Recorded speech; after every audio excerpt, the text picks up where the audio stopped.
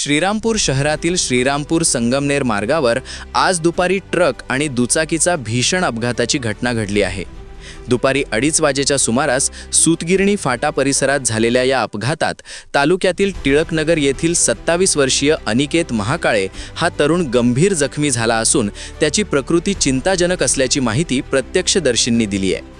अनिकेत महाकाळे हा तरुण आपल्या हिरो होंडा HF डिलक्स क्रमांक MH17 CF 8967 या दुचाकीवरून श्रीरामपूरच्या दिशेने जात होता।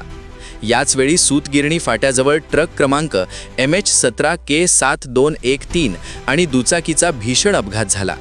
हा अपघात इतका भीषण होता की यामध्ये अनिकेतच्या शरीराला गंभीर इजा झाली असून तो रक्ताच्या थारोळ्यात पडला होता।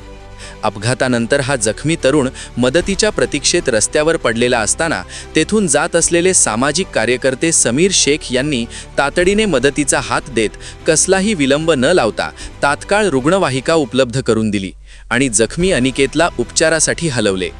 अनिकेतची प्रकृती चिंताजनक असल्याने प्राथमिक उपचारानंतर त्याला पुढील उपचारासाठी लोणी येथील प्रवरा रुग्णालयात दाखल करण्यात आले आहे।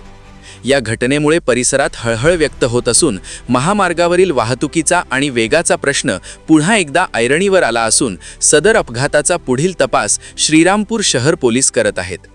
याविषयी S न्यूज मराठी वाहिनीने घेतलेला ब्युरो रिपोर्ट।